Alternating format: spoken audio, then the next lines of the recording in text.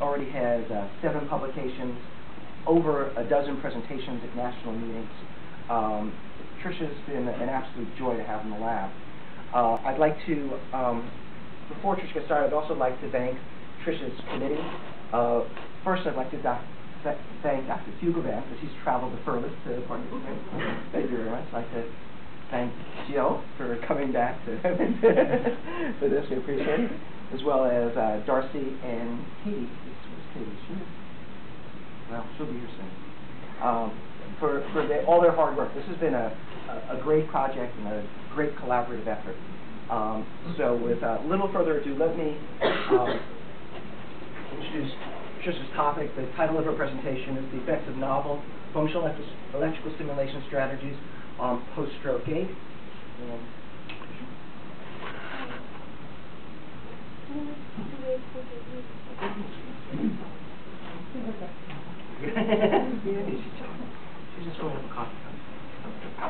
Good morning, everyone.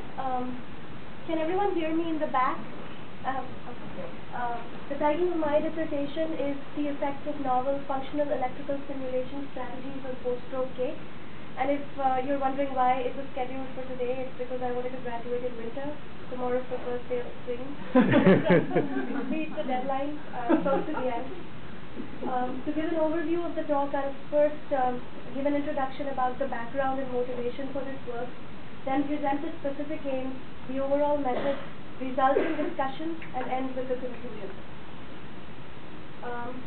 The population that we are studying is individuals with post-stroke hemiparesis or paralysis of half side of the body.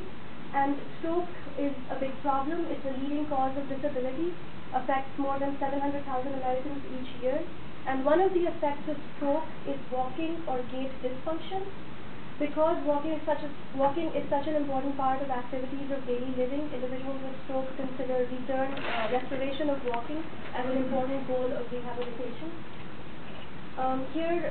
This is an animation of one of the participants in the study who had hemiparesis of left side of the body. And you can see here that it causes a number of deficits in gait. There is asymmetry in temporal and spatial or step length parameters of walking. During the swing phase of the left leg, there's decrease in flexion at the hip, the knee, and ankle dorsiflexion. During the stance phase, when the foot is on the ground, there is decrease in weight bearing. And at the end of stance, the hip doesn't go into extension as much as normal.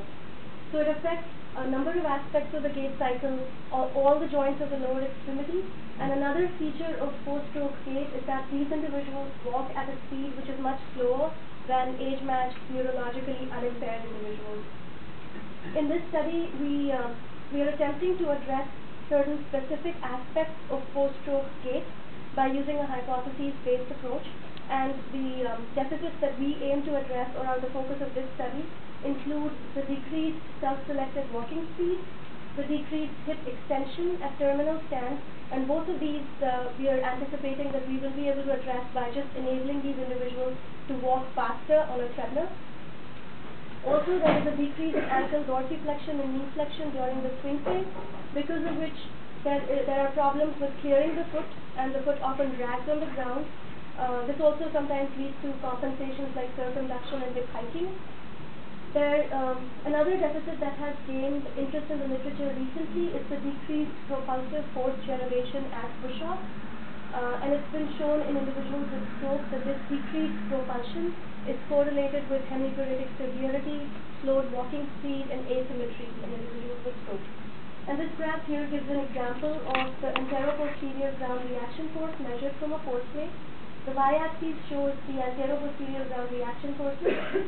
Positive is propulsion or forward, and negative forces are braking or backward forces. And you can see in this example that the non-paretic leg, not affected by the stroke, has greater positive force compared to the paretic leg. And this decrease is another aspect of post-stroke gait that we are hoping to address. Numerous methods are used for the rehabilitation of gait following stroke. And one of these methods is functional electrical stimulation, or FES. FES can be used both independently as a therapeutic device and in conjunction with any of these therapeutic interventions. Another intervention that's used for gait rehabilitation is treadmill training. And the focus of this work is the combination of treadmill training with functional electrical stimulation.